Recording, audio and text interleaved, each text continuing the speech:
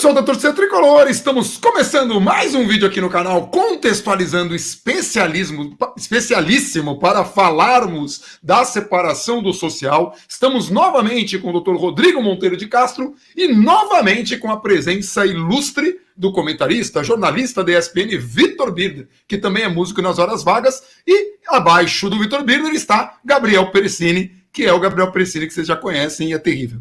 Enfim, vamos começar aí. Ao faltar algumas questões dos últimos vídeos, temos 2 vídeos com o Rodrigo Monteiro, a gente vai deixar os links aqui na descrição e vamos começar com o Birner, né? Já fazendo a pergunta aí, já colocando o Rodrigo em maus lençóis. Não, ao contrário, boa noite a todos, boa noite, Vandana Perecini, boa noite ao Rodrigo. A pergunta, vou fazer a mais, ela até um pouco, para quem não conhece o assunto, um pouco chucra, mas é um sim ou não e bem fácil de ser explicado.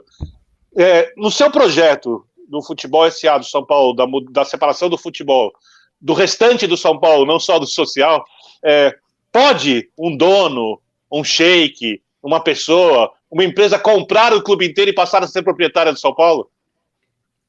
Bom, boa noite, Bandana, boa noite, Perecini, boa noite, Vitor. É uma honra enorme estar aqui hoje com vocês e, sobretudo, com o Vitor Birner, jornalista pelo qual eu tenho profundo respeito, profunda admiração. Ele sabe disso. E realmente, obrigado pela oportunidade. Vitor, esse tema, ele carrega, historicamente, uma série de dogmas, né? E dogmas que vão sendo repetidos e se tornam verdades, mesmo que sejam mentiras. E uma dessas mentiras tem a ver com o que você está falando. Né? Se o São Paulo constituir uma companhia, uma sociedade anônima do futebol, verter para ela ativos relacionados à atividade futebolística, quem será o dono da totalidade das ações? O São Paulo. Né? Primeiro, para que possa fazê-lo, tem que haver uma autorização da Assembleia. Os associados, então, eles iriam avaliar o projeto, analisar a viabilidade, a eficiência do projeto, e se eles aprovarem, então essa companhia seria constituída. E ao ser constituída com ativos que hoje pertencem ao clube, quem será o subscritor das ações, portanto, o dono de todas as ações? O São Paulo Futebol Clube. Pode qualquer pessoa se apropriar destas ações? Jamais. A única hipótese de esta companhia ter um acionista, um sócio, ao lado do São Paulo, é se o São Paulo quiser. Se o São Paulo, na qualidade de sócio, resolver vender as suas ações. Ou então, se resolver admitir no capital desta companhia um novo sócio que injetará ali milhões, centenas de milhões de reais. Foi o caso do Bayern de Munique, por exemplo, que era um clube, é um clube ainda, me desculpe, constituiu uma companhia e depois admitiu 3 acionistas, a Audi, a Allianz e a Adidas, que em momentos distintos aportaram recursos dentro daquela estrutura societária e passaram a ser acionistas. Estes 3, no total, têm apenas 25%, e o Bayern Clube reteve os 75%, ou seja, é o controlador. Lembrando que na estrutura atual do nosso clube, do São Paulo, há uma regra que estabelece que, em qualquer hipótese, o São Paulo deverá ter o controle. Tá? Então, se quisesse, mesmo que se quisesse criar uma modelagem diferente, ele ainda assim teria o controle. E essa sua pergunta ela é importante porque, mesmo na hipótese de um processo evolutivo em que, primeiro, se criasse uma companhia que teria ativos, que seria administrada de modo profissional, que teria ali instrumentos de controle, instrumentos de financiamento, não há necessidade de ter um acionista. Só pelo fato de haver essa separação, o fato de não ter mais aquela influência imediata da política ou da politicagem que afasta qualquer credor, qualquer investidor, já mudaria a visibilidade, já diminuiria o risco de emprestar dinheiro para o São Paulo, de modo que, eventualmente, até se conseguiria desenhar um projeto em que não haveria necessidade imediata de ter um acionista.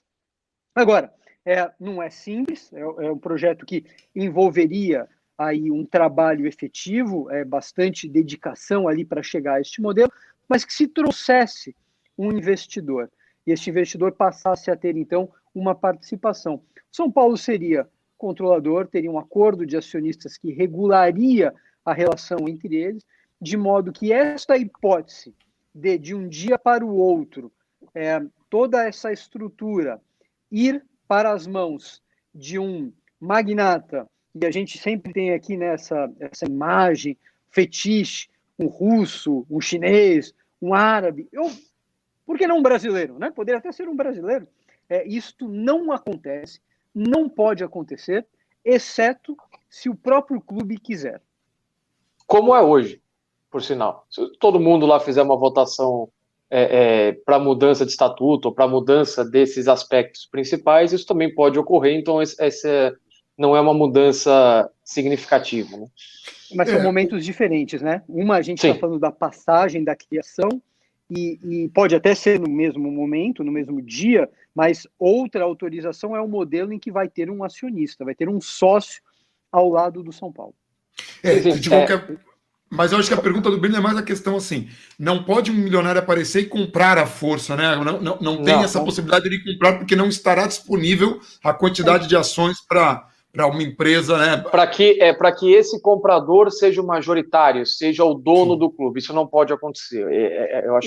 Eu vou usar um exemplo trivial, ingênuo e bobo, talvez. Todo mundo aqui tem um smartphone. Esse smartphone pertence a vocês. Alguém pode tomá-lo? Se tomar, será com a concordância de vocês, com preço ou doação, mas ninguém pode se apropriar de algo que pertence a vocês. Né? A mesma coisa acontece com ações de uma companhia. Deixa eu fazer só uma outra pergunta.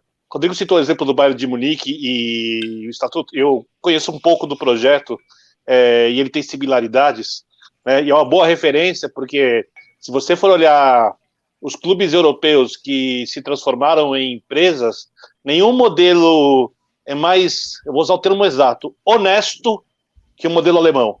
Desde a entrada de capital até o uso dele. Em lugares onde o capital é hiperfiscalizado, a partir do momento que ele entra no clube. De onde ele vem, ninguém quer saber. Né? Então, digamos assim, que é o modelo mais austero possível. Agora, eu queria que você explicasse para o leigo, Rodrigo, para quem não entende de direito, por favor, como os acionistas podem ter, por exemplo, 25%, como é o caso do Bayern de Munique, no clube, o clube ser dono de 75% e as decisões do clube, de conselheiros, de diretores que não são remunerados, que são estatutários, como elas podem não interferir, como esses 25% podem ter pleno domínio da gestão do futebol do clube.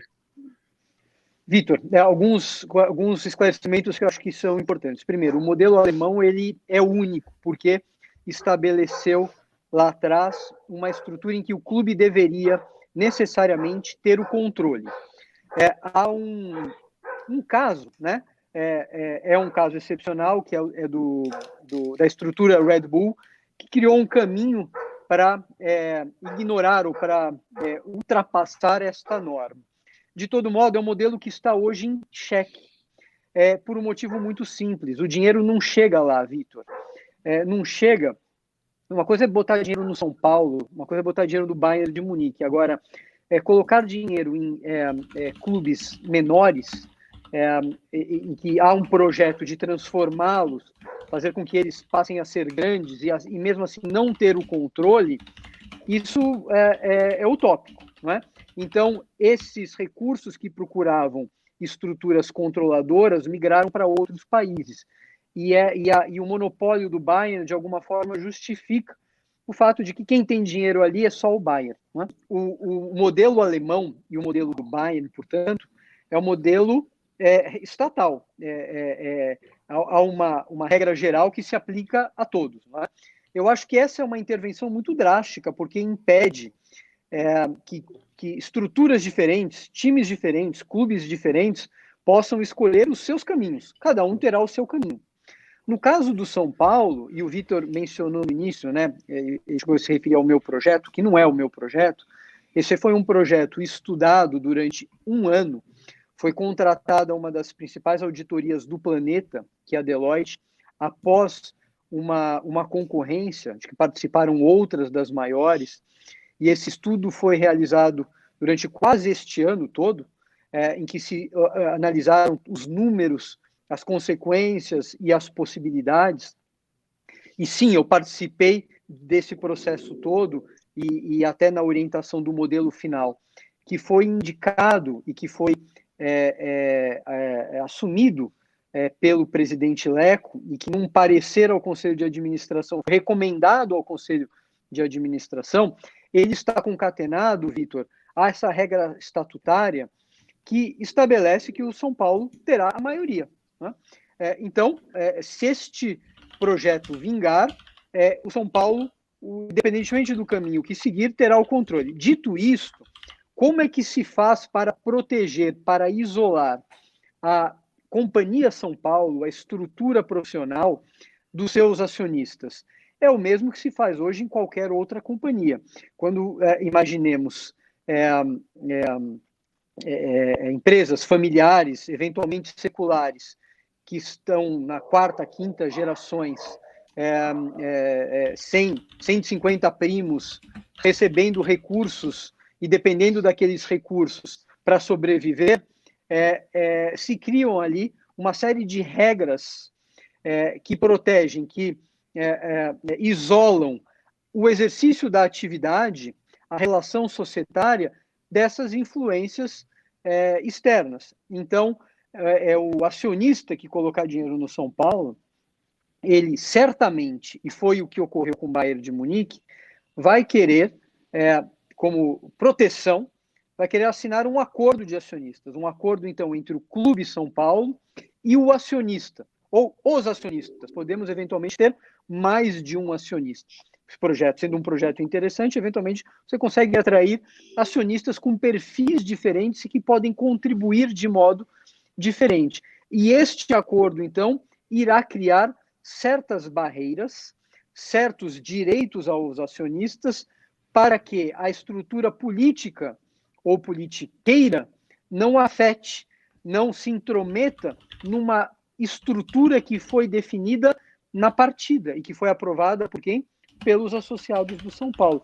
E isso, então, impede, sob pena de quê? Sob pena de uma sanção, ou sob pena de imputação a quem descumprir aquela regra, de uma penalidade. Geralmente, essas penalidades elas são severas e tem que ser do investidor para o São Paulo e do São Paulo para o investidor, porque o São Paulo também vai querer se proteger de possíveis movimentações na estrutura acionária do seu investidor. Então, esses acordos, que são previstos em lei no Brasil, lei que é da década de 70, tem mais de 40 anos de doutrina, de jurisprudência, de segurança, são instrumentos que permitem com que a estrutura inaugural seja protegida.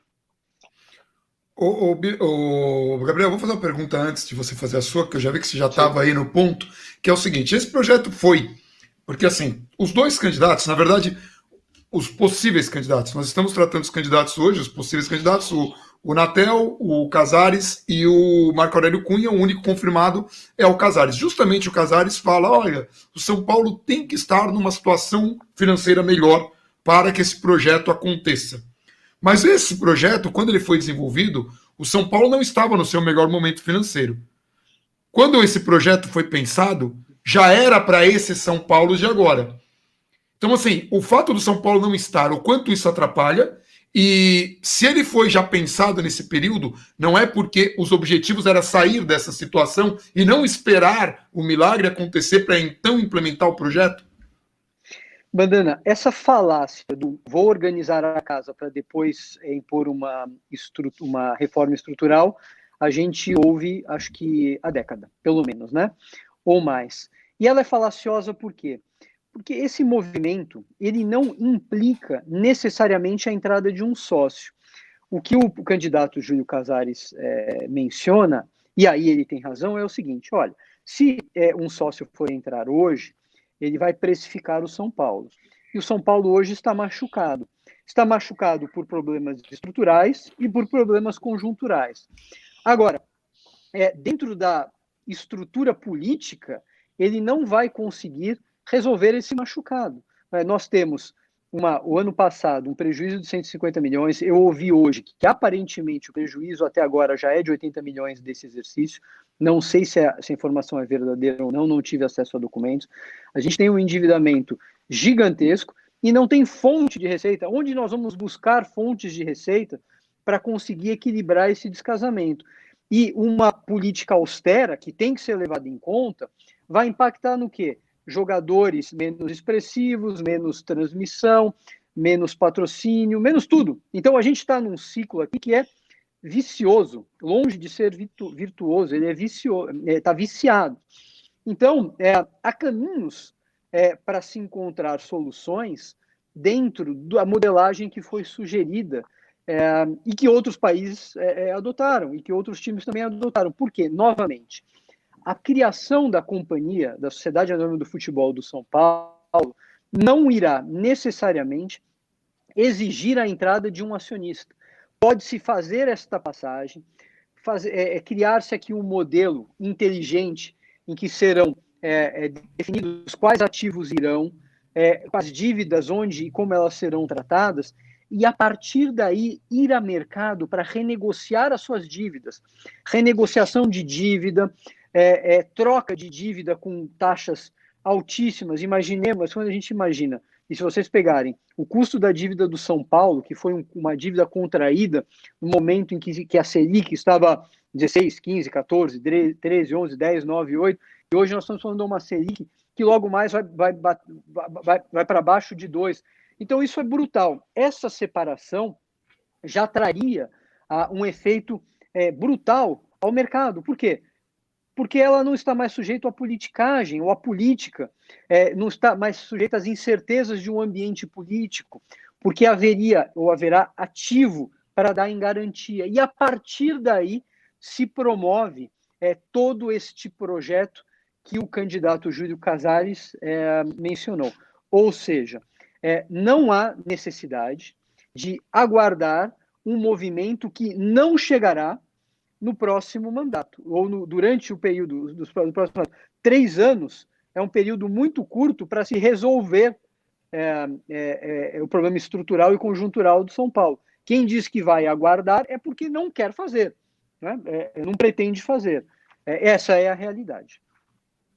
Maravilha. Agora vem para a sua, Priscila.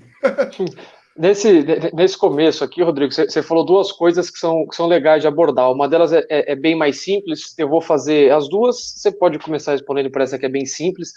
Você falou que, no fim das contas, no final ali da fila para implementação desse projeto, quem vota são os associados, né, que definem, depois de estudarem o modelo, se isso é viável, se isso é benéfico ou não. Se eu não me engano, o projeto prevê sessões para que os associados tirem dúvidas, façam perguntas, façam reuniões, para que possam ser apresentados devidamente ao modelo, ter toda uma explicação, ter toda uma compreensão e, no fim das contas, tirarem as suas conclusões antes da votação. Essa é a primeira pergunta. Existe isso, certo? Existe. E aí Gabriel, se você me permitir, sim. Eu quero claro, só por fazer favor. um comentário, você faz a sua segunda pergunta. Que Sim, combinado. Eu participei com outros 8 associados da redação do Estatuto atual de São Paulo. E quando discutíamos a questão deste capítulo que trata da obrigatoriedade do presidente do São Paulo de desenvolver um estudo, o que foi realizado, da obrigatoriedade do Conselho de Administração de se manifestar a respeito disso, o que não foi observado, nós tivemos o cuidado ali de não expor e não colocar o São Paulo numa situação irreversível. Havia dentro do grupo associados que hoje até são de oposição e que eventualmente criticam essa passagem, que defendiam que a regra estatutária deveria ser determinante, separe. e eu fui contra. Por que eu fui contra a separação determinada ali por pessoas? Assim, nós não podemos colocar o São Paulo nessa estrada sem saber qual é o impacto. De repente, o impacto ele é muito grande. De repente, a gente pode quebrar o São Paulo. Por isso que eu defendi o estudo. E o estudo que foi feito, ele chega à conclusão de que há impacto, sim, mas que é viável, que é possível, sobretudo pelos efeitos positivos que advirão desse projeto. E aí nós incluímos, e nós tínhamos muita preocupação com a participação, Gabriel, de todos os níveis do São Paulo. Então passa pelo Conselho de Administração, passa pelo Deliberativo, passa pelo Fiscal, Consultivo, pela Assembleia Geral, e passa, sobretudo, por essas reuniões com os associados de explicação do que é, por que é e como será. Justamente para que não se faça algo que seja incompreensível e que o associado possa decidir sem informação. O que há hoje, a desinformação, está na medida em que o projeto, que ele é estatutário e que impôs ao Conselho de Administração um prazo para ele se manifestar, não foi cumprido. A gente está falando de mais de 2 anos de descumprimento. Se fôssemos levar literalmente à risca as consequências, os conselhos poderiam até passar por processos disciplinares lá dentro de São Paulo. Só uma coisa, Perecini, antes de eu só der a sua pergunta, claro. Só para completar, para não perder o gancho, Claro. A falta de habilidade do Conselho de São Paulo, até para fazer aquilo que ele não deveria fazer, é tamanha que ele poderia, entre aspas, fingir que analisou o processo. Ele poderia levar o projeto para o Conselho, eles poderiam olhar o projeto, discordar do projeto e fingir que ele foi. Nem isso! Parece que eles têm medo do projeto, né? Essa é a grande questão. Agora, por que eles têm medo? Acho que tem medo é uma coisa pessoal, porque talvez lhes tire o poder, ou porque talvez eles vejam no projeto uma solução melhor do que a que eles possam oferecer se essa discussão vier à tona, vier para a torcida, se ela extrapolar as paredes do Conselho. Perecini, desculpa te interromper. Imagina, os dois ganchos têm total relação com a pergunta seguinte que eu ia fazer, porque, Rodrigo, muita gente Desculpa. Imagina, era para você terminar. Muita gente avalia ou argumenta que, não, o projeto teve depois de todo o estudo, identificou-se que o modelo alemão talvez fosse o melhor, mas a realidade da Alemanha é diferente da realidade daqui, então não vai dar certo. Eu queria dar a oportunidade para que você explicasse que foi feito todo um estudo através de vários modelos do mundo e que isso foi adaptado à realidade brasileira e à realidade também de uma maneira que servisse ao São Paulo. Então, essa sua pergunta tem aqui um desdobramento. Primeiro, o projeto do São Paulo, ele foi estudado no âmbito ou no meio de um projeto maior de estudo de toda a história legislativa desde a Constituição de 88 no Brasil e do estudo de todas as principais legislações mundiais que resolveram questões similares ou que têm algum tipo de conexão. Então, passando por Uruguai, Chile, Colômbia, México, Estados Unidos, Portugal, Espanha, Alemanha, Holanda, Inglaterra, Turquia, Itália e assim por diante. E disso resultou um projeto de lei que tramita no Congresso, que tem como propósito justamente oferecer um novo marco regulatório com instrumentos que vão permitir que os times se financiem de um lado e de outro protejam a sua história, a sua cultura, a sua relação com a torcida. Esse projeto ele é geral, né? Ele se aplica, ele tem uma regra geral e a ideia é que cada clube possa se adaptar de acordo com a sua realidade. E o que foi feito no São Paulo, ou a ideia que foi oferecida ao São Paulo, é uma absoluta adaptação à sua realidade, Perecini. Tanto que ali nós já temos no estatuto, já existia no estatuto, foi mantido no estatuto, um comando que é o comando alemão. São Paulo tem que ter um controle. E a partir desse princípio foram feitas as modelagens. nós apresentamos ao presidente, em conjunto com a Deloitte, 6 possíveis estruturas. Discutimos essas 6 possíveis estruturas.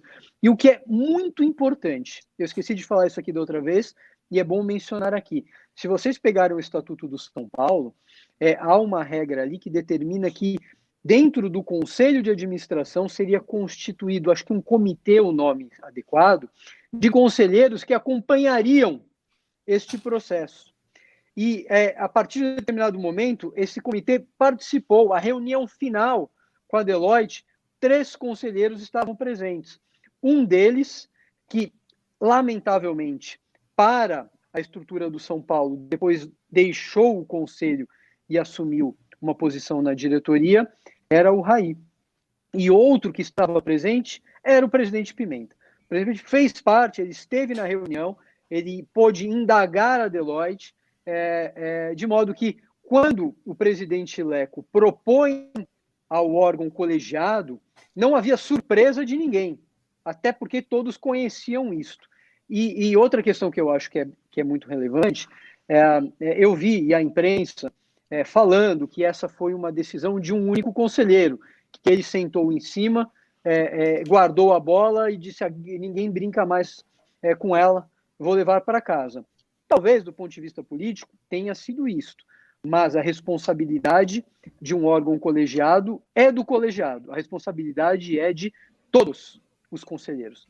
E aqui nós estamos falando, então, de 2 possíveis presidentes, um já candidato e outro que eventualmente que quer se oficializar como candidato, que fizeram e fazem parte desse capítulo do São Paulo. Eles são igualmente responsáveis por não cumprirem o estatuto do clube. Eles não cobraram, não fizeram absolutamente nada para que, como disse o Vitor Birner, se fosse realmente o interesse do Conselho Deliberativo dar um parecer negativo, que desse. Mas o fato é que aquilo ficou lá e que eu saiba, não houve nenhuma cobrança formal, de modo que a responsabilidade é de todos os conselheiros. Só uma outra curiosidade, Rodrigo. Você falava sobre precificar a ideia do Casares, né? Que o São Paulo hoje, por exemplo, teria um valor menor do que se fosse um clube já rentável. Eu sei que você conhece o mercado, eu sei que isso não é muito exato. Eu vou te fazer 2 perguntas em uma. É possível precificar o clube? Porque nós estamos falando de um negócio ultra passional. E o passional talvez pese muito na hora de precificar o negócio. Porque vamos supor que o cara gosta de um refrigerante. O cara toma um refrigerante a vida inteira, adora aquele refrigerante. Se a empresa mudar a fórmula e ele parar de gostar, ele não vai continuar tomando. Mas o torcedor continua assistindo aos jogos do time dele, com o time mal, com o time bem. É óbvio que a audiência muda, mas ele continua amando o time, ligado ao time, né? E voltará a ver o time em qualquer resultado positivo. Então, isso torna, digamos assim, o negócio um pouco diferente. Se é possível precificar, eu queria saber também se, aprovado o projeto, como você imagina que deve ser, ou que deveria ser, existe alguma chance de o mercado não responder positivamente? Essa chance é grande, pequena, de empresas não se aproximarem, de ficar só, por exemplo, o ônus da tributação, se a legislação atual for mantida, e o clube ficar sem o bônus, que seria esse aporte de capital, porque o negócio passa a ser interessante? Então vamos lá, Vitor. Nós estamos falando de um ativo único, né? São Paulo, uma quantidade expressiva, acho que 2 dezenas de milhões de torcedores, como você disse, consumidores e torcedores fiéis que não abandonam e não trocarão jamais o objeto da sua paixão, e que tem coisas a mais que nós desconsideramos aqui, mas é o nome da cidade, não é? Isso é muito grande. Isso aqui tem como, num projeto mundial, de mundialização, um aspecto relevantíssimo, né? O time chama Paris, cidade de Paris, São Paulo, né? Apesar de não ser a capital do Brasil, é a capital política, é a capital econômica. Então, é um ativo único. Por ser um ativo único, é possível, sim, que o rigor, é possível, estou falando que aconteceria ou acontecerá, que o rigor de um investidor seja de algum modo, deixado de lado e ele aceite uma precificação maior justamente pela perenidade do investimento dele. Então, agora, esse raciocínio vale tanto por uma situação em que o São Paulo está machucado, como numa situação em que o São Paulo está bem, sem machucado. Então, quer dizer que esse mesmo raciocínio, se não houvesse dívida, se nós estivéssemos num ciclo de lucro, poderia implicar numa precificação ainda maior do que aquela que é tradicional. Voltando à sua segunda pergunta, que eu acho que ela é fundamental, e todo o projeto, esse não é um projeto simples, no sentido de que aprovado, ele vai, no dia seguinte, ser implementado. Falamos aqui de tranquilamente 1 ano de projeto.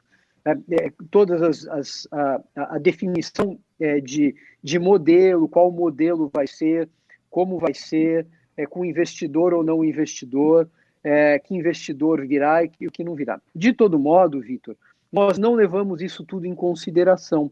Por quê? Porque é uma variável que nós não controlamos.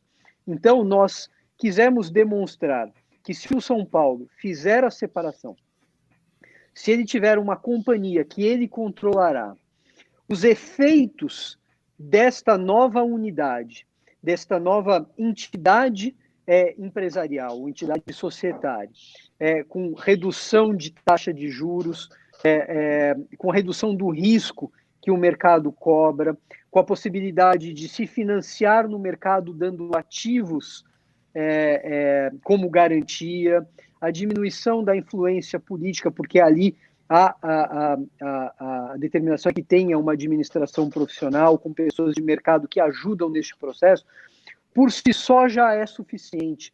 O projeto que está lá, Vitor, não tem como premissa e como necessidade de implementação a entrada de um investidor. Ele fica em pé sozinho. Rodrigo, só para pegar o gancho, a gente ouviu você até que o projeto fica em pé sozinho. Essa é a última coisa que a gente ouviu de você. O projeto que nós desenhamos é um projeto que não tem investidor por hora. A partir do momento em que este movimento se realiza, a possibilidade de trazer investidor, ela potencializa monumentalmente. Porque hoje, Vitor, Gabriel e Bandana, quem vai botar dinheiro no clube associativo São Paulo Futebol Clube? Ninguém. Primeiro porque não pode.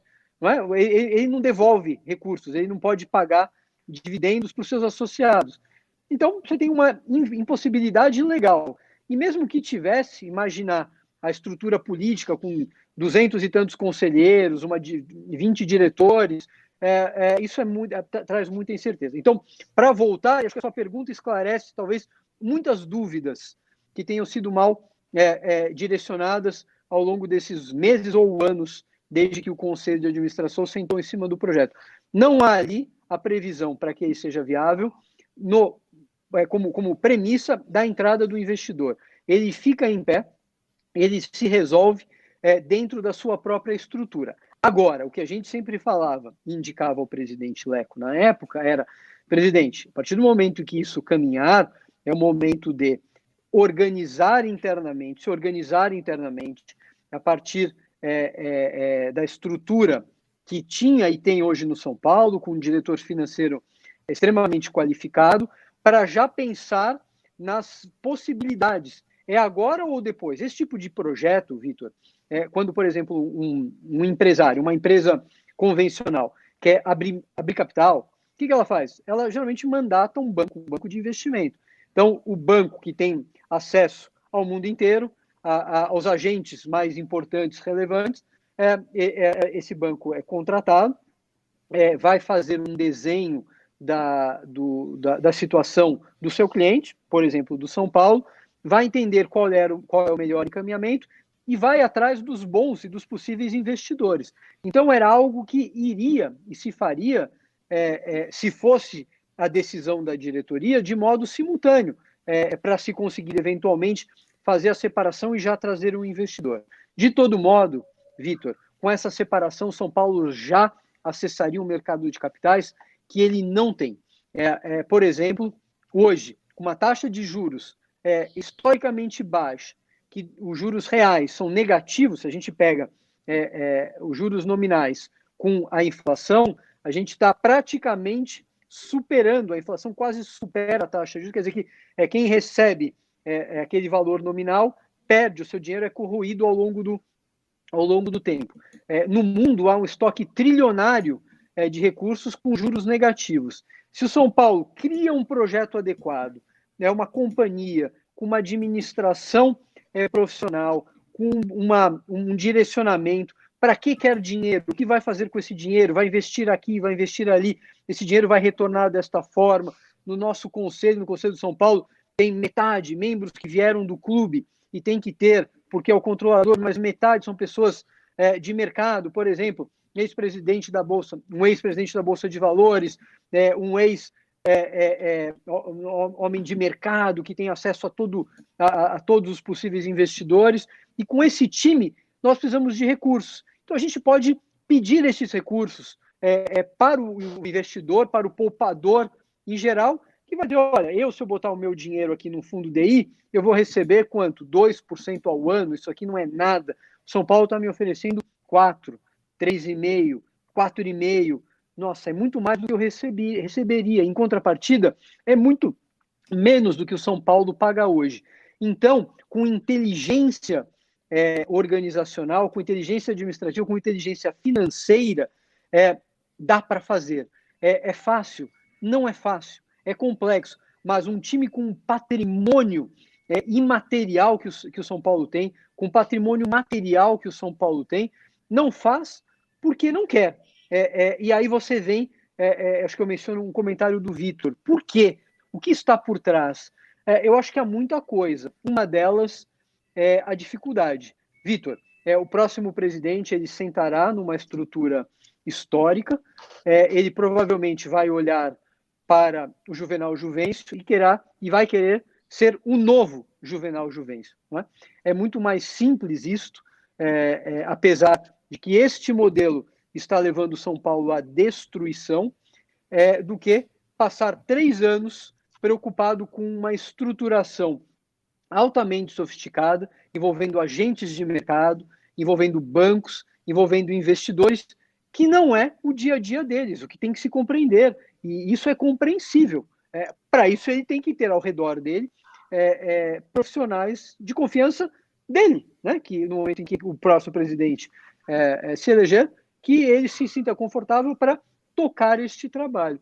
Então, é um trabalho que não é de um mês, é um trabalho de 1 ano a 2, ou eventualmente 3, e os nossos candidatos, eles não querem, na minha opinião, isto. Mesmo os que sabem, no fundo, que esta é a solução, e na minha opinião, o único que sabe que esta é a única solução é o Júlio Casares, ele não vai querer perder o tempo dele, ou dedicar o tempo dele para mesmo que isso seja o futuro, colocar o São Paulo de volta no auge, não apenas do Brasil, mas do mundo, é muito mais simples para ele, que está há 30 anos aguardando este momento, repetir ou tentar fazer a mesma coisa que os seus antecessores fizeram. E, por favor, essa é uma leitura própria, pessoal, eu conheço o Júlio, tenho contato com ele, gosto dele pessoalmente, sou uma pessoa muito agradável, mas é a minha leitura a respeito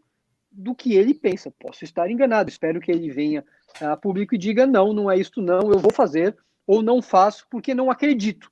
Até hoje não foi o que ele disse. Eu já falei com o Júlio, então posso dar informação. O Júlio acha que não é o momento exatamente por conta da situação financeira do São Paulo, que o São Paulo teria uma precificação abaixo da atual. Eu também sei a opinião do Marco Aurélio Cunha, que acha que pode reconstruir o São Paulo por outros caminhos, é o direito dele, é a opinião dele, não gosta disso. E sei a opinião também de Roberto Natel, que acha que tem que ser discutido, mas em princípio é contra o projeto. Isso aqui é informação. E só para gerar um exemplo da última resposta do Rodrigo, de como as coisas afetam, de como teria uma diferença do olhar do mercado e até de investimento para o São Paulo. Recentemente, o São Paulo teve a renovação, e o Birner acho que também pode me corrigir se eu estiver errado, o São Paulo teve a renovação com o Banco Inter, que sofreu para acontecer, e parte deste sofrimento, isso já antes da pandemia, tinha muito a ver com a briga política dentro do clube, o banco estava com medo, digamos assim, ou o patrocinador estava com medo do ambiente político e da confusão política que o São Paulo estava envolvido. Eu imagino que uma empresa em ascensão, que quer crescer e que quer sua marca, e paga para ter sua marca estampada em algum lugar, ela não quer que ela esteja estampada onde há confusões. Ela quer que a marca seja estampada onde a coisa soe a prosperidade, onde ela sinta que o cliente a vê também como um símbolo de uma fase boa.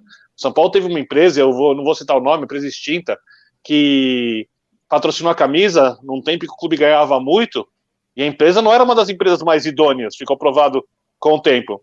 Mas a torcida olhava bem para aquilo, né? Porque ela não sabia que tinha problemas na empresa, na construção da empresa, na estruturação da empresa, e o time ganhava.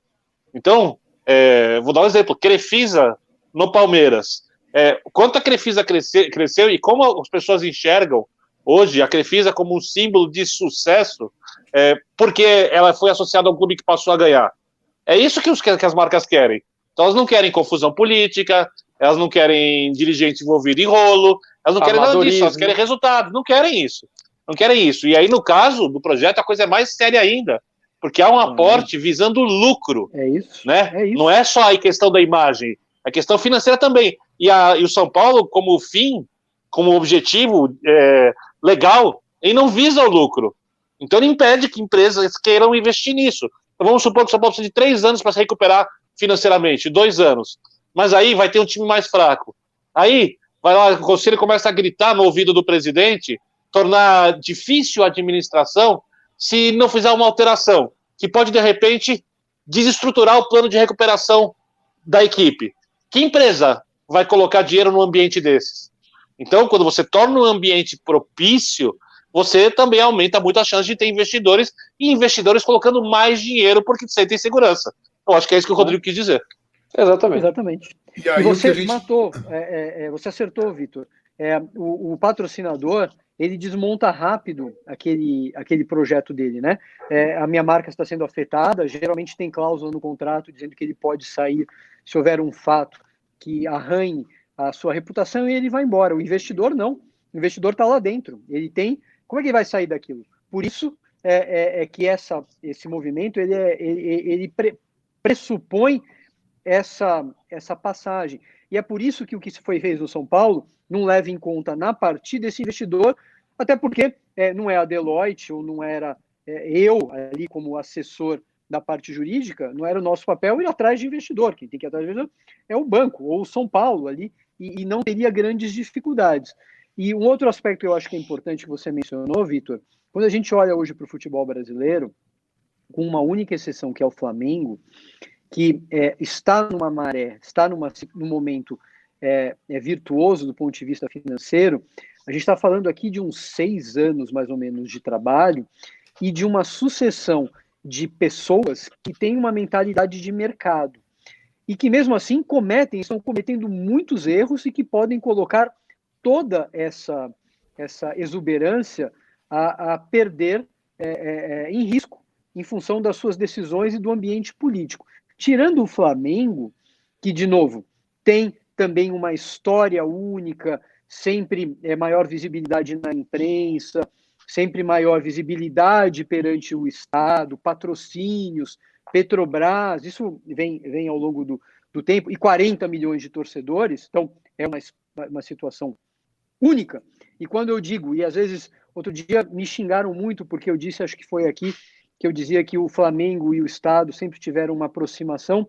A MP dessa semana, ou da semana passada, é a prova de que essa proximidade sempre existiu. Mas o fato é que os outros times estão conseguindo se destacar por um fator que é altamente inseguro, incerto, instável, que é o mecenas, né? É assim com o Palmeiras, que o dia em que a controladora ou a idealizadora desse processo de mecenato se cansar, ela vai embora, e o Palmeiras não vai, por mais que se diga e se queira dizer ali que não, é irrelevante, não é irrelevante.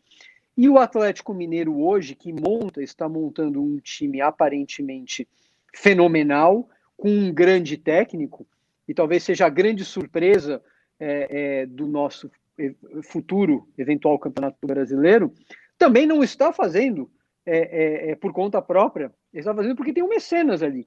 Então nós estamos reféns deste modelo, e é este modelo que o São Paulo não tem. Nós não temos um mecenas, nós não temos uma pessoa que vai chegar e falar: presidente, é o seguinte, acredito em você, nos próximos 3 anos, pode ficar tranquilo, tem aqui 150, 200 milhões de reais para gastar em jogadores. Não temos. Então a nossa realidade é a política. A nossa eleição, o nosso futuro é político. E ele é tão real, essa afirmação é tão real, que um grupo de oposição, aliás, no São Paulo, não tem nem oposição nem situação, aquela coisa é tão confusa, que o grupo de oposição quer fazer uma convenção para escolher o seu candidato em função de ajustes políticos. Então, onde estamos? Nós não temos um projeto. Nós temos aqui política, é projeto de poder, é projeto de política. E o problema é que esse projeto de poder, esse projeto de política, em todas as suas vertentes, em todos os candidatos ou possíveis candidatos, estão todas essas pessoas amarradas a isso. E se preocupam apenas com isso, em se salvar, em conseguir a cadeira e depois sobreviver no ambiente político. Ou seja, enquanto nós que tentamos olhar para o futuro, para o São Paulo grandioso, o São Paulo na ponta do Brasil, São Paulo para disputar as 10 principais posições mundiais, São Paulo que é tricampeão mundial, São Paulo que é tricampeão da Libertadores, São Paulo que tem o nome do estado, São Paulo que tem embaixadores naturais, Raí, Kaká, Lugano, Leonardo até. Nós estamos aqui olhando para quê? Para quem é situação, quem é oposição e o que faremos para resolver uma dívida que não tem solução. Então, é desolador quando a gente vê, desculpe aqui se eu acabei indo por um tom de desabafo, porque nós não temos projeto. Só outra coisa, o problema não é o mecenas, aqui a crítica, eu entendi quando ele falou, não é o mecenas. O Gabriel Perecini, por exemplo, se fosse mais torcedor, podia pegar os seus 10 bilhões de euros que tem no banco e ali ajudar o São Paulo. Porque ele gosta, o dinheiro ele ganhou o dinheiro honestamente, é passional, só que o modelo não vai se sustentar no longo prazo, porque o Gabriel Perecini não vai existir a vida inteira para gastar dinheiro no São Paulo. Eu tenho que fazer uma pergunta, Rodrigo, aí, eu conheço o Zum político, e eu também te conheço, então vamos só para deixar claro, você quer ser conselheiro do São Paulo, você quer ser presidente do São Paulo, você quer ganhar dinheiro no São Paulo, o seu escritório pretende trabalhar para o São Paulo, porque as pessoas vão falar, você sabe como é que é a maldade, eu vou falar, então eu quero que você deixe tudo isso claro desde já, por favor. Ô, Vitor, então vamos lá. Eu sou associado do Eu acharia ótimo se você fosse conselheiro do São Paulo, tá? A minha opinião, tá? Seria bom pro clube. Eu tenho 20 anos, um pouquinho mais, eu acho, de associação, de modo que instantaneamente eu estou habilitado a qualquer coisa lá dentro, mas eu acho que como eu posso ajudar o nosso time da forma como eu estou fazendo hoje. Eu entrei naquela comissão que discutiu o estatuto. Depois disto, o estatuto prevê ali que o Leco, o presidente, né, deveria contratar especialistas com notório conhecimento para assessorá-lo. Ele me pediu para ajudar, eu ajudei, com uma condição que fosse um projeto de coração, amor, pro bono, como a gente diz. Nunca, nem mesmo as despesas que eu tinha, eu repassei ao São Paulo, quer dizer, eu paguei durante esse... Não foi muita coisa, mas eu paguei para trabalhar pelo São Paulo, e assim continuará a ser, Vitor. Eu acho que seria até incoerente da minha parte. Gosto do clube, acho o clube o máximo, tenho orgulho de dizer que sou associado do São Paulo, meu filho dizer que é associado do São Paulo, quando eu levo ele lá poucas vezes, de mostrar e a gente entrar naquele ambiente vermelho, branco e preto, dá vontade de chorar. Agora, eu não frequento o clube, estou defendendo aqui a tese de que a solução do time do São Paulo é essa separação. Se eu pleiteasse uma vaga de conselheiro, eu acho que seria a destruição moral, a destruição de tudo o que eu tenho defendido. Então, a resposta para você é não. Não. Agora voltou, Rodrigo. Então, vamos lá. Só dizendo para vocês, eu adoraria, egoisticamente falando, ou não egoisticamente falando, mas poder dizer um dia que eu fui conselheiro do São Paulo, do Clube São Paulo. Para mim, isso seria mais importante, talvez até dizer que eu sou doutor, ou outros títulos que eu tenho. Eu colocaria, talvez, em primeiro lugar no meu currículo, onde quer que eu aparecesse. Mas eu acho que essa não é a minha função, não é a minha missão. Então, Vitor, respondendo a sua pergunta, não tenho pretensão, porque eu acho que isso atrapalharia essa missão, ou esse trabalho que eu acho que é de vitorioso ou perdedor, pelo menos de tentar trazer a discussão e que se a decisão for contrária, se um dia a gente tiver essa discussão, pelo menos ela seja consciente. E em relação a trabalhar para o São Paulo, eu já disse isso quando você me perguntou, outro jornalista me perguntou, e eu já disse ao presidente também, quando ele disse, vou encaminhar esse trabalho, eu me coloquei à disposição, falei, olha, vai ser muito doloroso, vai ser muito cansativo, vai ser muito trabalhoso, mas se você achar que eu deva participar deste processo, será e continuará a ser aqui dentro um trabalho pro bono.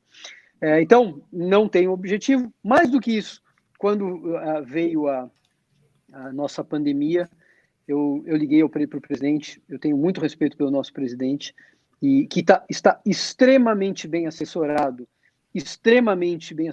do ponto de vista jurídico, e disse a ele, qualquer coisa que você precisar, que o São Paulo precisar de mim, a qualquer momento, ou do escritório, me avise, não é um trabalho remunerado, é um trabalho pro bono. Eu não teria coragem de cobrar nada do São Paulo por esse processo todo que a gente está fazendo. Então, Vitor, e meu escritório, é bom, importante falar, nós não fazemos direito esportivo, tá? Esse não é uma... É claro que é um trabalho que envolve mercado, e aí sim eu sei fazer, aí sim eu faço muito, e aí sim já fiz, inclusive, trabalho envolvendo mercado para um outro time brasileiro, mas não tinha nada a ver com isso que a gente está falando, mas envolve a minha especialidade, mais de 20 anos de trabalho, 13 livros realizados, e tudo que eu já produzi na minha área de atuação. Bom, como a gente está chegando no limite ali do tempo, eu vou colocar aqui um comprometimento nosso do canal. A gente conheceu o projeto, a gente estudou o projeto, esse é o terceiro vídeo sobre esse projeto. A gente ainda pretende fazer mais algum, que a gente sempre tem que aproveitar os horários que o Rodrigo tem, mas assim, eu falo pelo canal. Nós vamos brigar muito aqui dentro, porque nós acreditamos que essa seja uma solução pelo São Paulo. Então, pode contar com toda a estrutura que a gente possa apresentar, e inclusive, imagino que nossos seguidores, de a gente esclarecer, que é que o Gabriel estava falando no momento que você não estava aqui, Rodrigo, não é que a gente pense que essa seja uma solução mágica, que a coisa vai funcionar da noite para o dia, que vai ser sem esforço. Não, a gente sabe que tem uma série de dificuldades, mas é um caminho melhor do que os caminhos dos outros caminhos que o clube poderia trilhar hoje, ainda mais com as dificuldades que você colocou e com uma pandemia mundial. Então E que mais do que isso, e era o complemento que eu ia fazer assim que o Rodrigo voltou, e que mais do que isso, além de não ser mágico, mas que não foi um negócio feito na aventura, não foi um negócio feito de qualquer jeito, não foi um negócio feito por qualquer um, tudo foi muito bem amarrado, tudo foi feito com uma pessoa mais do que especialista no assunto, que fez um estudo correto, com as ferramentas corretas, para a realidade do Brasil e do São Paulo. Então, todas as amarras foram feitas, inclusive a de não obrigar o clube a se separar, que essa briga foi comprada antes de um estudo sério e detalhado pudesse ser feito, para que não colocasse o São Paulo numa roubada antes de ter os números, de ter o estudo, de ter todo o planejamento correto. Então, assim, eu acho que é algo importante de esclarecer e ressaltar sempre. Para quem não sabe, o Dr. Rodrigo tem leis de SA em alguns países, já deu palestra na ONU, e faz uma boa parte da doutrina do direito societário que é utilizado no país hoje, ou seja, nós estamos falando de alguém que um especialista de fato no assunto. E eu vou só lembrar uma coisa para encerrar da minha parte sobre a história do São Paulo. O São Paulo, quando construiu o Morumbi, um estádio grande, gigante, que passou a receber jogos de todas as equipes, ele saiu na frente naquela época e por um bom tempo ele conseguiu ter isso como uma vantagem. Quando o São Paulo foi o primeiro time a construir um centro de treinamentos para se preparar melhor que as outras equipes, isso por algum tempo foi uma vantagem. Quando o São Paulo estava financeiramente quebrado, na época do Juvenal, no segundo mandato do Marcelo Portugal Gouveia, o Juvenal foi o primeiro cara a entender o que era a Lei Pelé, e montou um time praticamente de graça, né? Ou pelo menos os principais jogadores vieram sem custo nenhum. Ou seja, o São Paulo tinha uma ideia que os outros não tinham para poder ficar à frente dos outros. O São Paulo, todas as suas grandes fases, ele teve essa ideia. Seria legal que os candidatos à presidência mostrassem qual é a ideia deles, porque o canal tem aqui uma ideia que parece que está um pouco à frente dos outros, porque se o São Paulo não fizer, uma hora algum clube vai fazer. Porque o próprio mercado, no mundo onde o dinheiro pesa muito, né, vai acabar espremendo algum clube para fazer isso. E quem fizer primeiro tende a sair na frente. E só um último. E só antes do Rodrigo fazer o encerramento dele, o que eu falo é que o canal defende o projeto tal qual ele foi pensado pelo Rodrigo Monteiro, porque assim, existem outros projetos, era até uma pergunta que eu ia fazer, mas o vídeo foi para outro caminho. Existem outros projetos, o Rodrigo Maia levou um para a Câmara, que está envolvido lá o Botafogo e tal.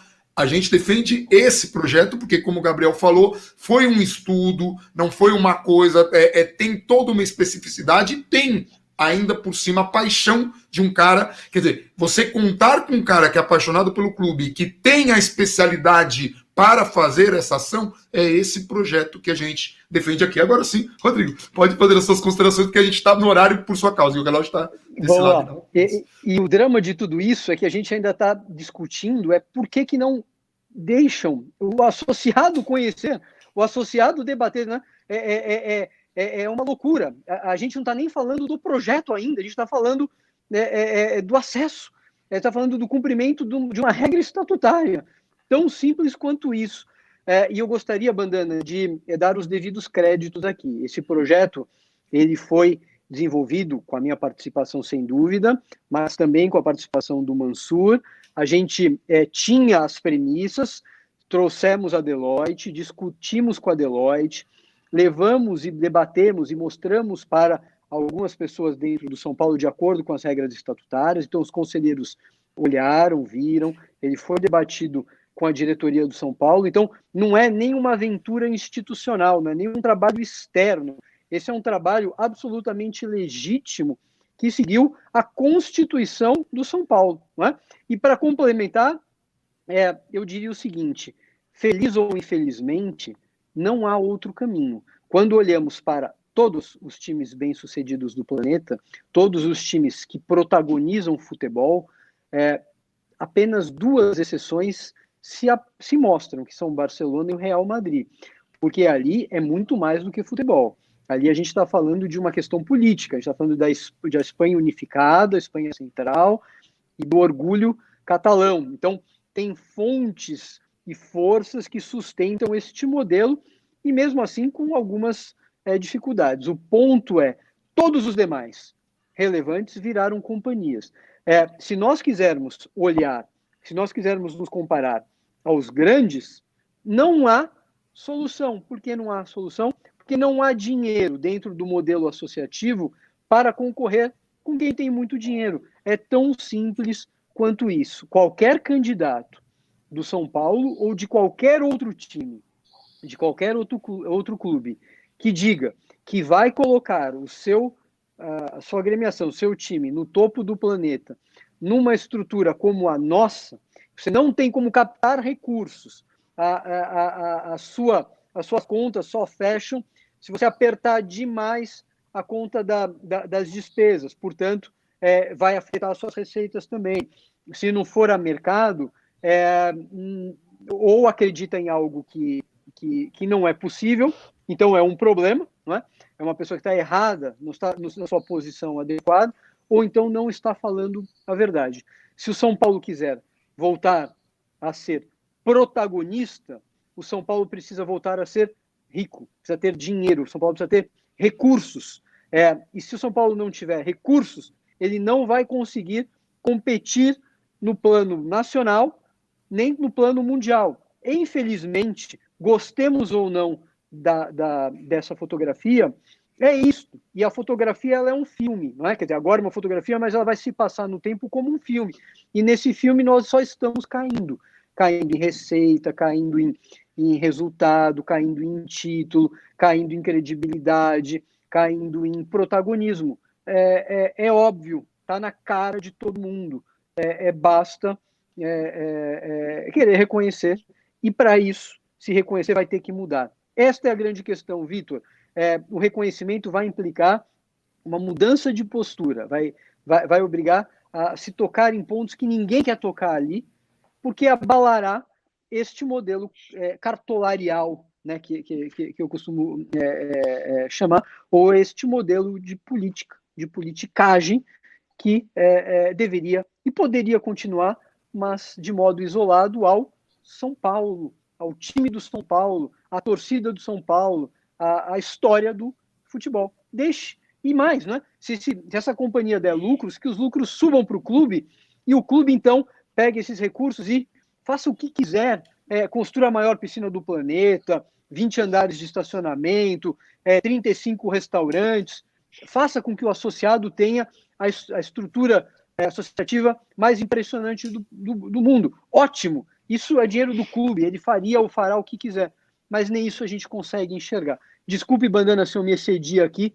Imagina. Mas eu acho que não há, infelizmente, saída.